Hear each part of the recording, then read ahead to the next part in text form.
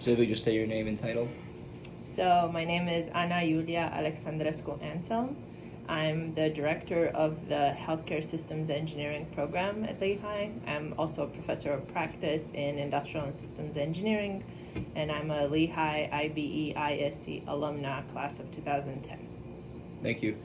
So to start off, can you share your background and journey in the field of ISC and what motivated you to pursue this career?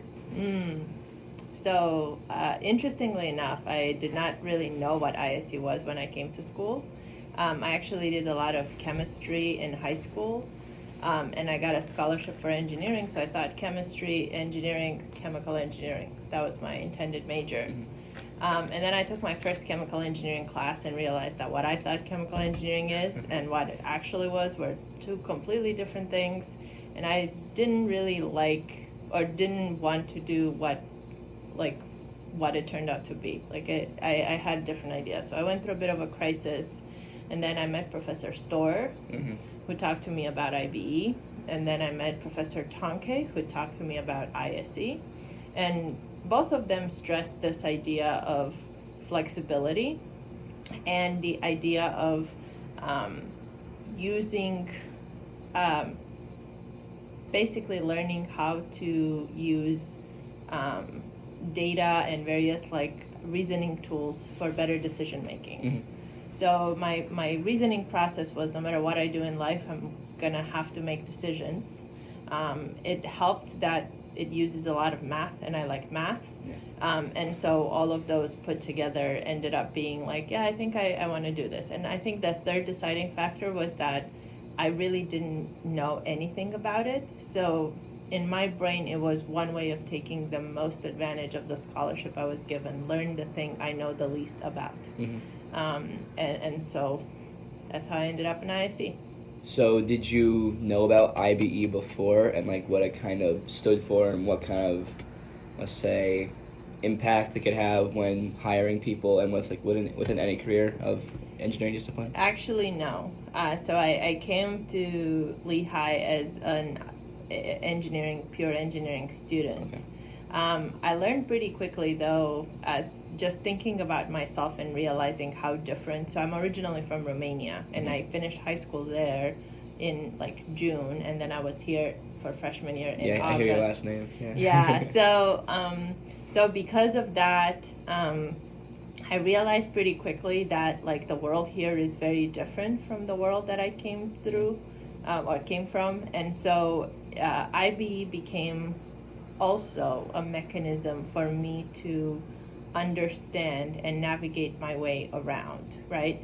So the B part in IBE gave me a good understanding of how things work here, from just a general business, economic, societal to some extent format or structure, and then the entrepreneurial part of IBE gave me this mechanism of figuring my way through problems, right?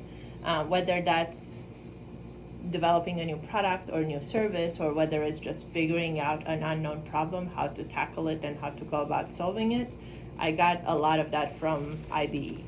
And so that's when first I talked to Professor Storr about it, that was one thing that stood out to me as very valuable was, if you can give me tools that teach me how to make a systematic way of making good decisions, and then you give me tools to tackle unknown problems, and then you give me pieces of information about how the world works, then I'm gonna be good no matter what I do, no matter where I go, you know? And so that was really, I think it was very soothing to my ears, especially having gone through the experience of what I've been thinking that I would do for many years turned out not to be what I actually would want to do. So it worked out really well. And for the recording, IBE stands for Integrated Business and Engineering. It's an honors program here. So, okay, nice. Second one, this is a good one. How do you see the role of ISE evolving in today's rapidly changing technological landscape? I think that's an excellent question, because we need ISE more than ever. So what is industrial and systems engineering about, right? It's about making decisions, oftentimes under uncertainty, about the optimal pathway, the optimal way of doing something, right? So anytime you're talking about change, there are huge implications to that. Like, how do you manage it? How do you make sure that you don't break the system completely in the process of changing? When you're talking about like figuring out a pathway to a new future, okay, we know what we have right now doesn't work. How do we invent the new one? That is also like a system design process. When you're talking about combining people and technology in an overly increasing complex world, that's again a systems engineering problem. When you're talking about like ramping up manufacturing of semiconductors or like green energy, those are production, manufacturing, systems engineering problems. So I see the need for ISE perhaps like more than ever. And I also I talk to a lot of people, not just students, but professionals in different roles. Some of them come from ISE backgrounds, some of them don't. And it's interesting to me, whenever I talk to them, to hear them say things like, I really wish I had studied systems engineering, because a lot of the problems that I'm now confronting, or like the things that I'm seeing, would require a little bit of that thinking. And I feel like I don't necessarily have the tools. Okay. So you would say that kind of, ISE has implications around the world, and it's fair to say that it could be dependent on like whether our future is optimized or not, in a way. So it's it's definitely applicable everywhere. So let's talk specifics. During the pandemic, for example, we saw the collapse of global supply chains, right? So the question is, in a post-pandemic world, how do you rebuild those supply chains and make them more resilient? What does that mean? And you could go the other way around and then basically unwind decades of globalizations and global trade, right? But that probably would leave a lot of other potential possibilities, like would be damaging in different ways, right? And we might not have another pandemic for another 100 years, right? So what is it, like, how do you rethink the concept of supply chain resilience, right, in the new world, right? When you're talking about, for example, making data-driven decisions, we're now seeing an explosion of available data. So how do you address issues of privacy and data security for like being able to use that data for the good and not necessarily for the not so good, right? So there's a lot of different ways in which like decisions that we're making are about complex systems with lots of moving parts in like where we don't necessarily know what the outcomes would be. So having the kind of systematic and analytical approach that is based in systems engineering, I think can be very valuable. Okay. And that's across many domains, anywhere in the world, any industry sector, like at all these levels, there are problems that could benefit from that kind of approach. Yeah. Well, this is one I came up on the spot. Do you think ISE could help kind of place and kind of build systems to help prevent something like COVID with supply chain disasters happening? Like, do you think that they can, while going through disaster or before any disaster, they could put up systems to kind of help prevent ISE problems like within the ISE world? I think so. I mean, it's always a question of like, as you're designing systems, right? There will always be trade-offs and consequences of the design decisions that are being made, right, for that system.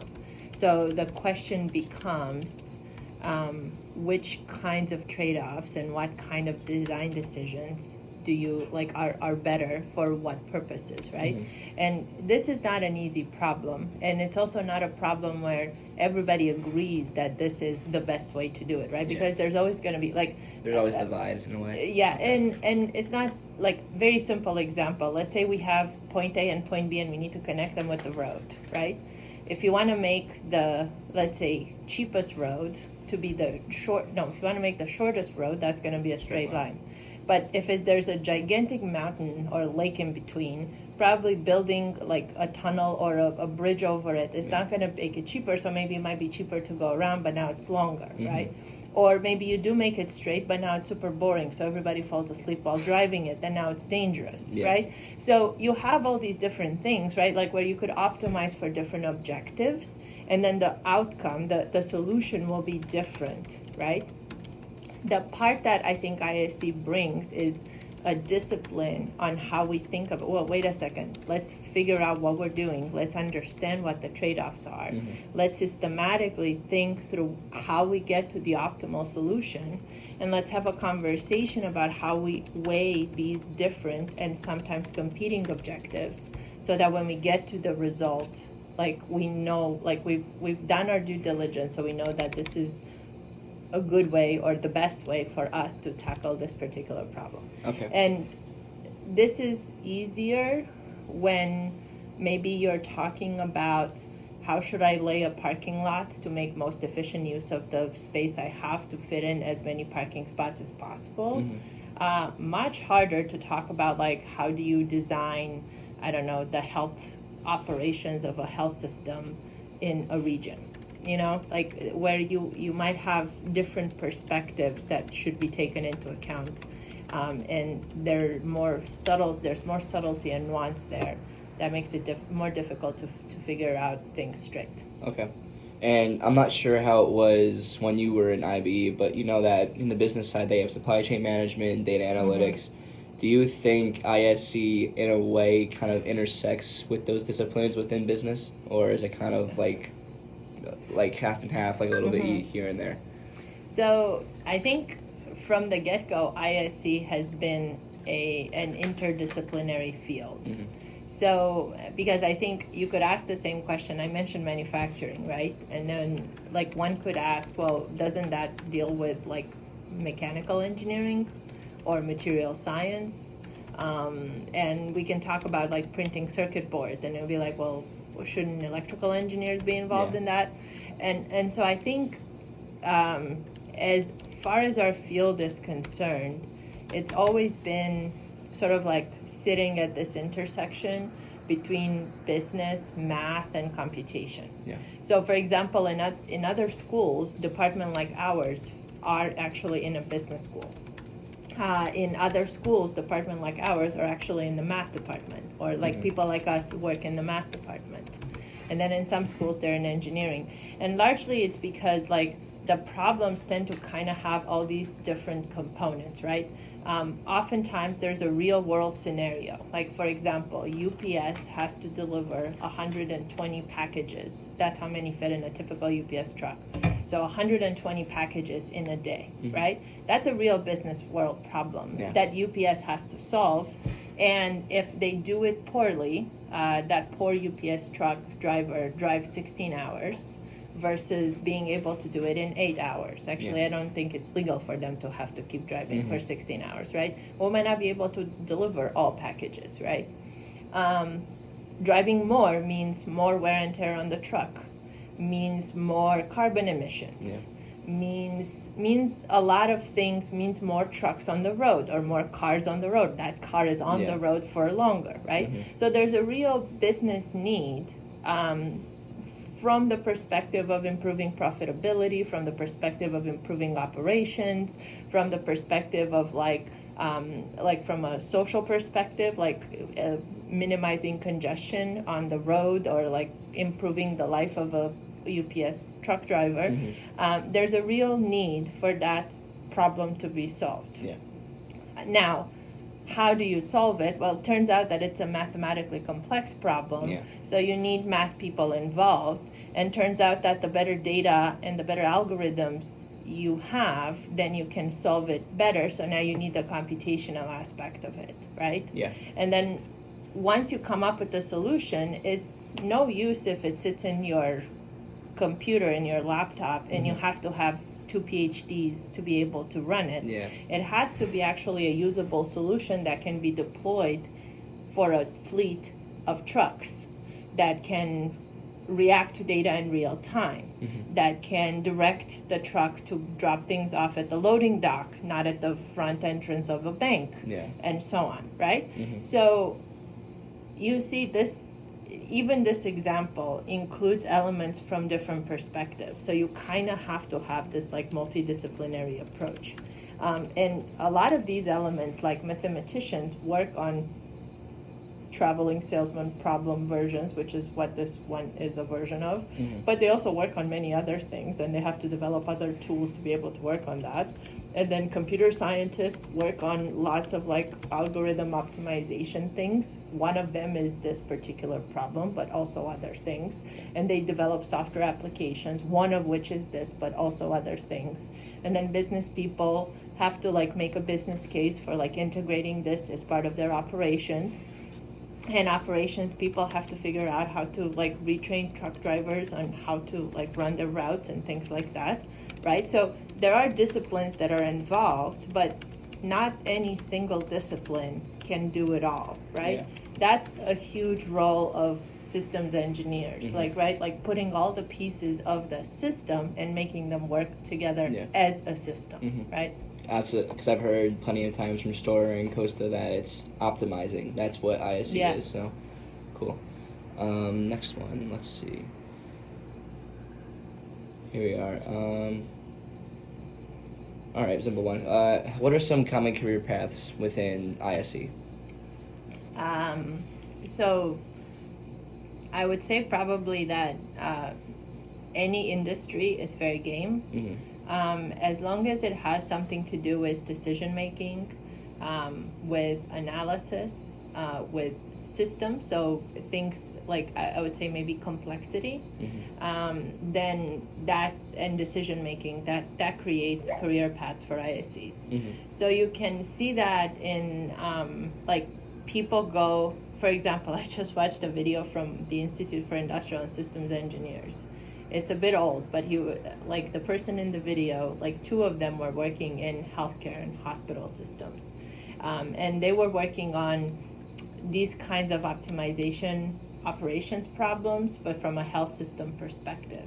So things around staffing, like how do you do staffing so that a nurse who's a human being can call in sick and be comfortable calling in sick, but when they do call in sick, you cannot stop the operations of the hospital because now you don't have enough nurses, right? So what kind of mechanism do you put in place to balance that equitably and make sure that you ensure enough staffing while also taking care of the employees? Or how do you like manage an operating room and make sure that like you schedule surgeries in such a way that makes sense for the surgeon, but also for the patient, for the anesthesiologist, for the surgery suite and the surgical operation and so on, right? So that's a career path.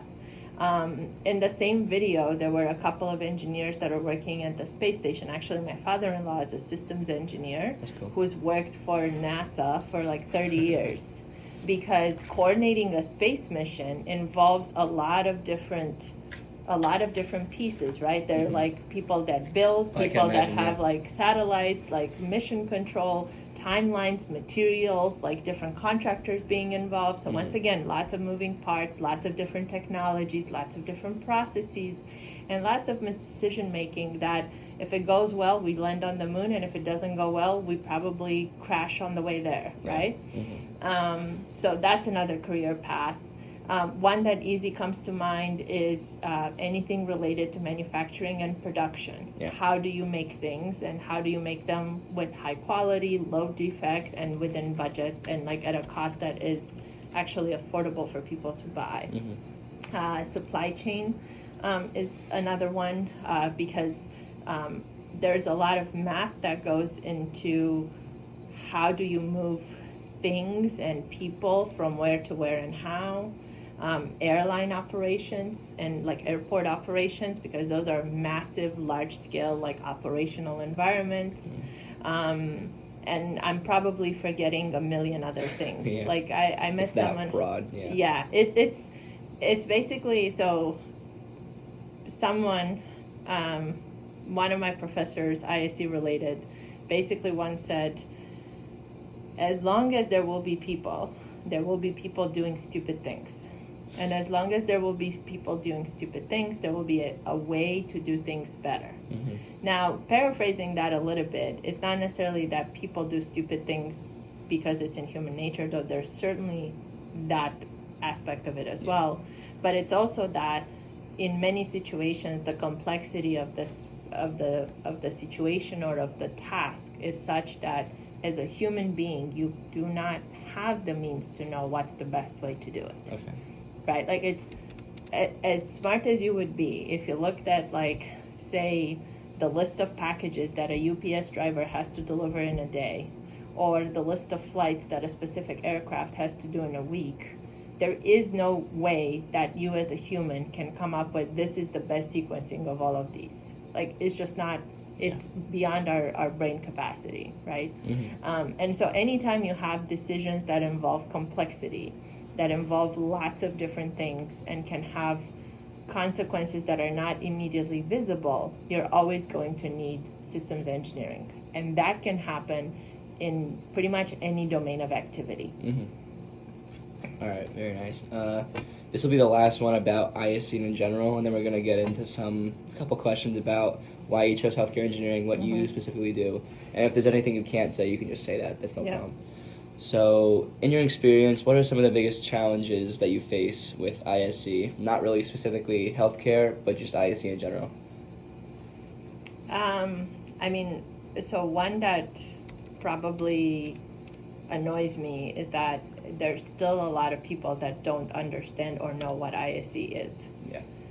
So if you say mechanical engineers, then someone will imagine, frankly, probably still erroneously, but someone, so you build cars or you build planes. And I'm like, if you encounter one that doesn't do that, they're probably going to get equally annoyed. Yeah. But if you ask someone what is an industrial engineer or what do, they might say that they work in manufacturing, which once again is a misconception because we have a lot of other areas of activity, or they might not really know exactly what we do at all.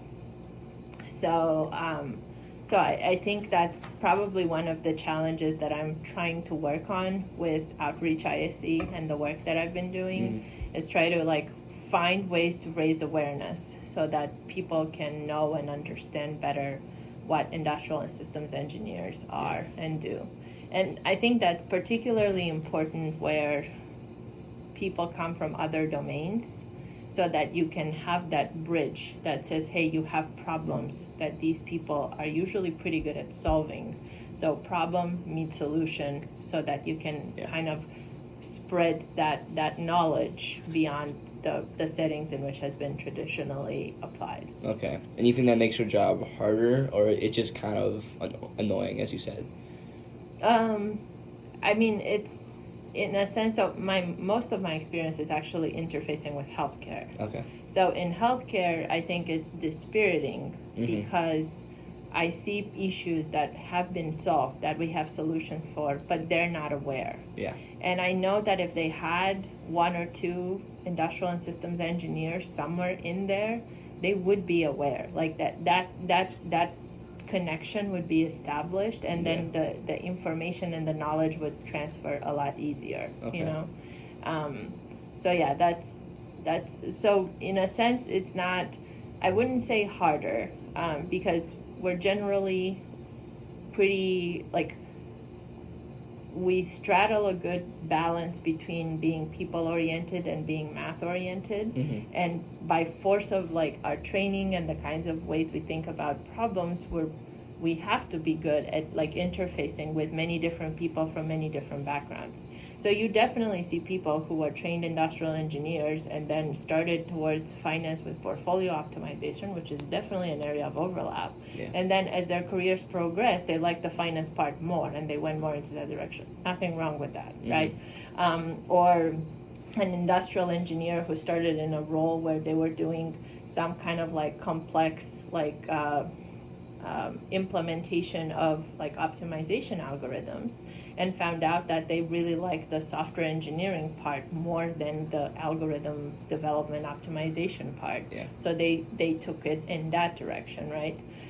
So that sort of thing can happen, but if either one of those people brought their systems engineering thinking hat to the other disciplines or to the other areas, you know? So it's not necessarily that they have a hard time finding jobs or they have a hard time getting recognized.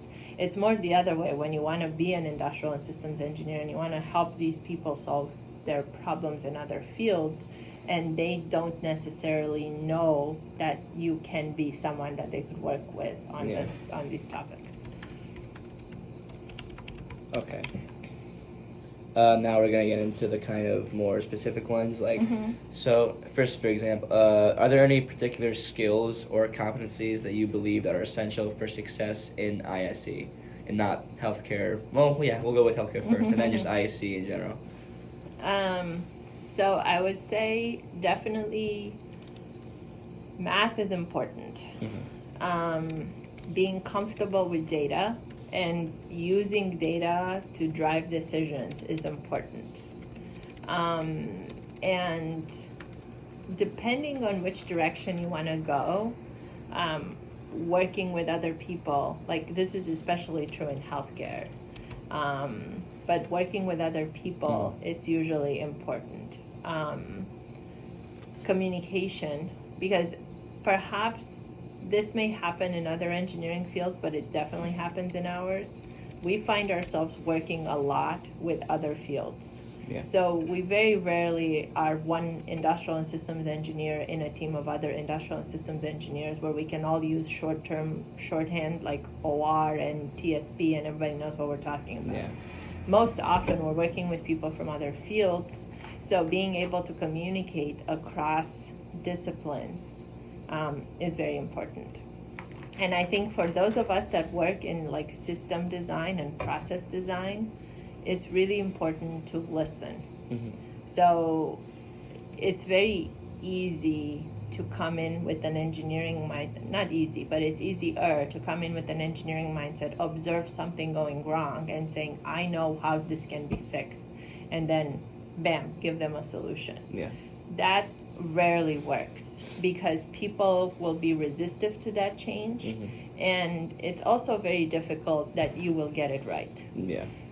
So being able to listen to what their challenges are and what their grievances are and what they tried and hasn't worked and what they would like to see happen, and incorporating those in the solution design process is really important. It's important for getting buy-in, it's important for getting the solution right, it's important for like the success of the implementation. Like it's important for like a lot of different things. Okay. So having that listening ability is really important. Okay. And I remember hearing this quote on a show from a clip on YouTube. It was something along the lines of the hardest part about identifying the hardest part about problems is identifying you actually have one. That's where change begins. Do you think that kind of mindset is what you just explained, like how once people understand that this can be optimized for better, that they'll be more acceptive to it, or they'll be less resistant to it? Okay. And I think it's also, it's the other aspect of it, which is it's very hard for you from the outside to think about all the implications of a solution in operation as it is for a person on the inside. So they have wisdom and they have valuable insights that you simply do not have if you just look at it from the outside. Now, they also have biases, they also perhaps like the wrong way in which they've been doing things, right? But there is always a reason behind that, right? So it's easier this way. So, okay, so if I give you an equally easy way to do it, but different, would that be a problem? Or every time they've tried software solutions, I have to like wait 5 minutes for a screen to load. I can't stand that. And I'm like, okay, so if I give you something that loads instantly, then that complaint goes away, right? So part of it is that, like, helping people realize that they have a problem and that they want to change, which is huge, like cannot be understated. But then part of that, or overstated, I guess, but part of it is also tapping into that wisdom that has been accumulated and then learning from it. And even when people share their biases or their sort of like their resistance, that is still valuable information because you understand what obstacles you're going to have to overcome if you ever want whatever solution, process, or system design you have in mind to actually work. Okay. Now, nice easy one. What made you go into healthcare systems engineering with ISE? I kind of fell into it. Okay. So my freshman workshop, first year workshop, had the theme, do something that supports seniors. And then when I was a TA for IB my capstone was around a company that wanted to use Raman spectroscopy for analyzing blood for dialysis patients. Okay. So now we learn more about like healthcare and medical devices. And so then after that, I was a TA for IBE.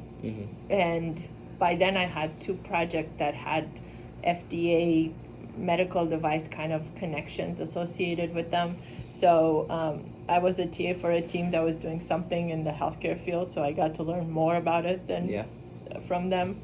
Then when I was in grad school as a master's student, I had a project for, like, the healthcare systems engineering program was just starting, literally just starting. Okay.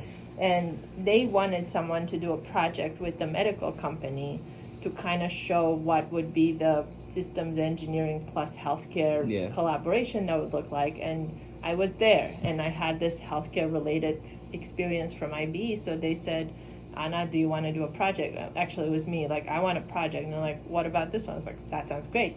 So that was more of a data analytics, machine learning type project. Okay. And so that made it that by the time I was looking for a job, I had a combined of about 2 experience working on stuff related to healthcare. Yeah. So my job also hired me because they wanted to work in healthcare more. Yeah. And that carried me through until my current university position here opened. So at that point, they essentially, my former department chair asked me, would I be interested in applying? So I applied and I got the job, and now I've been doing even more healthcare. So it's been a little bit, I'm the first one to admit that, like, so in my mom's dad's family, paternal grandfather family, out of 3 siblings with 3 spouses, so 6 people, 5 of them are doctors. And because of their experience, and I also had a lot of health issues when I was little, I've interacted with a lot of doctors. Yeah. So one thing I knew for sure is that I had a misconception, one, that to be in medicine you have to be a doctor, maybe a nurse, but doctor. Yeah. And my second very equally strong thought was, I never want to be a doctor. So I kind of ruled out having anything to do with healthcare and medicine from the beginning. Did not really think that was a thing to do. Yeah. And it was like I said, by accident, that all of these experiences kind of lined up, that I ended up, the moment I started working more and more in it, there's a huge potential for it. Yeah. Because, like, people keep saying that healthcare is about where manufacturing was 30, 40, 50 years ago. Part of that is true, in the sense that, for example, manufacturing went through a huge, like, automation push and, like, information systems upgrade, like, 30, 40, 50 years ago, and healthcare just went through that. But part of that is also not quite true because the challenges are very different in healthcare from the way they were in manufacturing. The decision making is completely different. The people involved are completely different. The amount of like people interaction versus system or like operator, like machinery type interaction is very different. And ultimately the outcome is also different too. Like no one really cares too much about like how many messed up widgets they make. People care a lot if they make like mistakes with patients, right? So that can also play a factor into it. So I think there's a lot of potential for systems engineering in healthcare. And I think there is a lot of potential also, unfortunately, maybe not unfortunately, but the way medicine hierarchy works right now is that in many cases in a like health service operations environment, so like hospital or clinic or like patient doctor's office or anything like that, the people with the most decision power tend to be physicians. I would love for them to learn more about systems engineering because I think then you put the power, like I don't want you to sit down and do like spreadsheets and simulation models. You should do surgery, right? But I want you to know that it exists. Have that in your head, and know that you can find someone like me who can do all the simulation modeling that you might possibly want. And then now together we're unbeatable. Right? That would be great. And that's pretty much my entire thought process with wanting to be a surgeon in ISC. Because originally I was going to do bioengineering. I went back and forth between different majors, but I settled on IBE Finance and ISC, and that will kind of lead into my next question. But for now, that kind of was my thought process with, boom, I'm a physician, I'm a doctor, right? Now I have that kind of background, that solid foundation of not only finance, but ISC in general.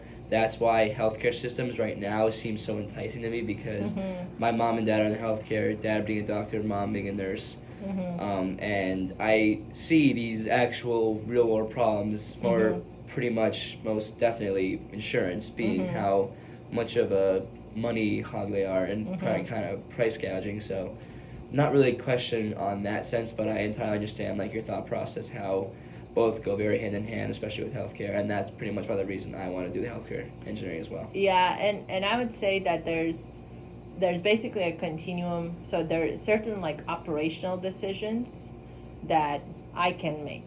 For example, if I look at like, I don't know, we take an hour to do an x-ray, and every patient takes an hour, and we have, I don't know, 5 patients that we need to see per hour.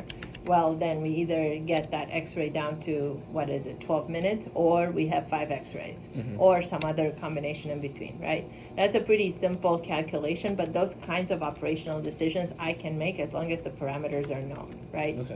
I will never be able to make a medical decision or a decision related about like how to do surgery, right? You as a surgeon will be able to do that. So you're now at this other end. Now imagine if you have some systems engineering background. There are things that you can do as the way you think about medicine that will be influenced by what's an efficient way to do this.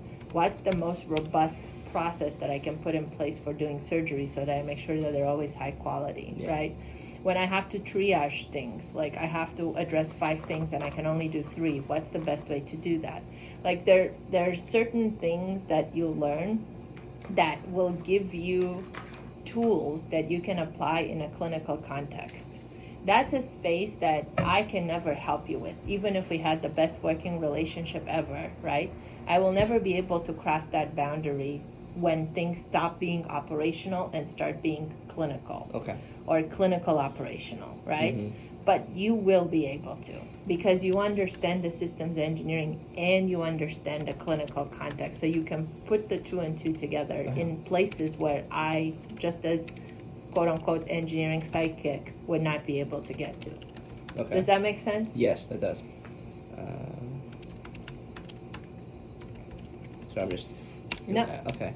Totally. So next is, what kind of advice would you have for kids in my situation to go into ISC? Like, what kind of experience have you gained that would kind of help us get a more streamlined, it's not going to be streamlined, but a more streamlined experience in an ISC, like how to kind of pick what job you want easier, what fits for you better, like along those lines? Yeah, that's a great question. I guess I would say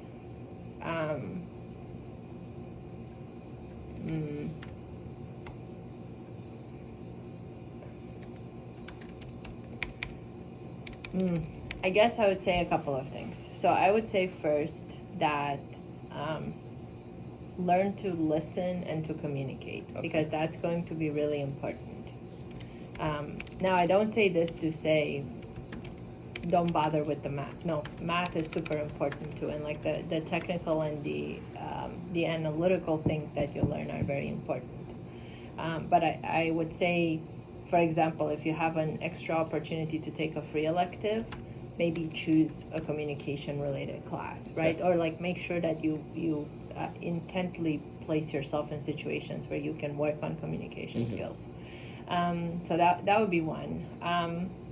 Second thing that I would say is that you don't really need to settle on an industry or on a career path. So be curious and explore. And it's very interesting when you take a step back from the things you learn in class and you start asking the question. And you can ask this of your professor, you can talk to friends, you can observe this in industry or like internships. But like it's very interesting to see how some of the concepts apply in so many different areas. And you can think about it from an abstract, this is a particular concept, but then you see how it manifests itself in a emergency department situation, in a portfolio optimization situation, in an airport design situation, in a running the engineering mission to take us back to the moon, Artemis mission, right? And all of these are different contexts, but when you pay attention to them, you start seeing patterns that transcend, that oftentimes people in those contexts don't necessarily see, because when you're in the Artemis mission, you're not necessarily thinking about how to run emergency departments, right? Exactly. Unless you have a direct, I don't know, a spouse that might be in that scenario or some other direct experience with it. So I would say paying attention to how these like patterns and how concepts from class apply in different scenarios. I would also say I would encourage you to do that. And I think that perhaps maybe leads me to my third point, which would be explore and talk to people, because ISE can be taken into so many different directions that sometimes it can feel overwhelming, that like, well, I don't know what to choose. How do I know what to choose, that what I'm choosing is the right thing or the one thing that I like? And the answer is you don't know. That's why you try different things. So try an internship with a company in one industry, and then maybe next year like try a different internship with a different industry. And see how you feel about that. And there's a lot that comes from like getting that comparison. Okay. Like I keep mentioning this story that the best internship I ever had was with an investment bank. Why? Because I learned I never want to work in investment banking, right? But it was a really good, it wasn't an awful experience. I loved my colleagues, I liked my task, but I learned a lot about the environment to know that I don't really want to be in that environment long term. I don't really see myself going there. So I could rule out that potential track, for example, not follow my best friends that were going in that direction, and then try to choose something differently, right? So those are probably the three things that I would say. Okay, very nice. This is a question for them, also for me personally. What kind of research should I involve myself with, or that is there to involve and to involve people with ISC? Not necessarily healthcare, but you can include some of those examples as well. So within our department, I direct this platform called Outreach ISC, and one of the goals for it is really to make people more aware of what's happening in ISC. And one of the groups of people that should be more aware are actually our own students. So as part of that, there is a research initiative, and then you can work on research projects related to ISE. Now, some of them are healthcare related. So, for example, right now, actually, there are 3 of them that are kind of health related. So, there's a project that's looking at radiation therapy treatment optimization. Okay. Basically, if you have a tumor and you want to irradiate it, you could send one big beam enough to kill the tumor. The problem with that is that that beam is going to kill every single healthy cell that it encounters before or after as well.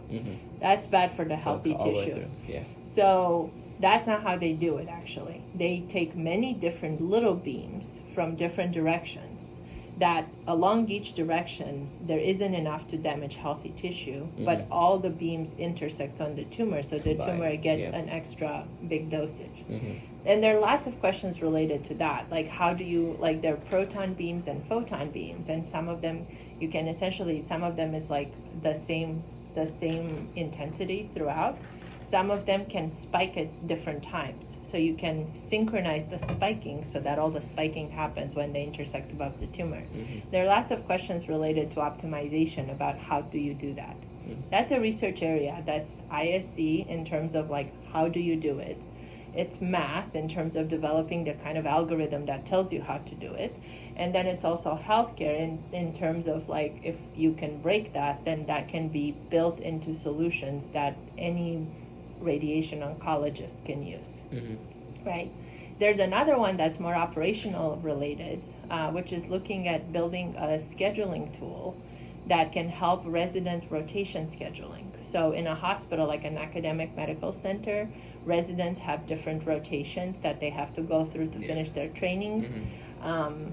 Those services, like say cardiology, relies on residents to be part of the rotation. So how do you do that? And how do you do that so that you get your cardiology rotation? Cardiology has enough people so that they can see patients. And also, if you asked to be off this weekend so you can get married, you can actually be off this weekend and get married, right? So, and I don't make you, there are a whole bunch of other constraints, but like how, the question is, how do you do it equitably and how do you do it optimally, right? That's a hard problem. So there's a research project going on around that that's using students, not using students, but that has undergraduate students working as part of it, right? So I would say Outreach ISE is a good platform to explore some of these research options that can teach you more about the field. And those 2 are specifically related to health, but there are some that are related to quantum computing. There's some that are related to machine learning. There's some related to like quantifying randomness in sports. So there are different areas of interest and application. Sorry, keeping a track on. No worries.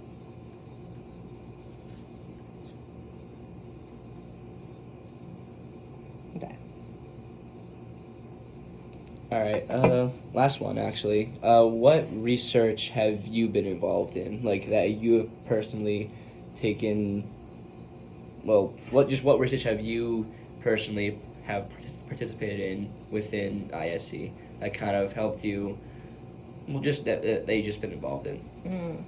So when I was a student, I did 3 different research projects. So first one was more applied statistics. It was with the Center for Social Research, but they needed basically a statistician to help them run some of their analyses, and then so I used a lot of the statistics that I applied there.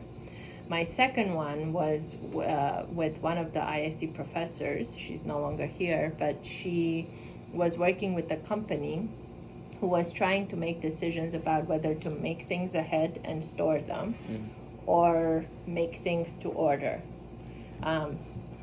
Idea being make to stock versus make to order. It's a big important decision. For example, if you make perishable things, they might go bad before someone orders them. Same thing with restaurants as well. I know Exactly. They kind of do that, Yeah. On the other hand, if you like make everything to order, but making them takes you 6 months, then you have a problem, right? Because people might not be willing to wait that long. So the question became, how do I make that decision, and how do I take risk aversion into consideration when I'm building that model? And so I worked on that project. And then my third project, actually fourth, so one of them was a data mining project. I was looking at data from patients that have been discharged to home health, and I was trying to use a standardized data set that is collected from them called OASIS, Outcome Assessment Information Set, to try to predict their likelihood of going back to the hospital within 90 days, or 30 days, sorry. So it was right around the time where like this rule was being implemented, where Medicare was going to essentially penalize hospitals if they discharge patients too early. Yeah, I've read that before, yeah. And so I worked on that project. And then for my master's thesis, I worked on, the professor that I was working with was essentially was working in this area where people were developing lots of algorithms, but there was no standard test set to be able to benchmark these algorithms against each other. So my job was to build that test set, so that people can like essentially have an official, this is a library of problems. So anytime you develop new algorithms in that space and you want to test them, you can run them on that library and you can report results on how they did on that test of problems. And then that would essentially make the algorithm performance comparable. Okay. So that was as a student. Now in my role as like the faculty director for healthcare systems engineering, all my students are required to do capstone projects, and those are in collaboration with various hospitals generally.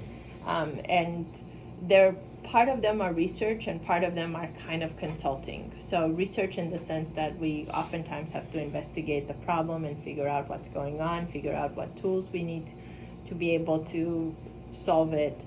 And then consulting in the sense that oftentimes we're not really developing new knowledge, we're not writing papers about something that hasn't been published before. We're just using what's there and then trying to actually solve this particular problem. Okay.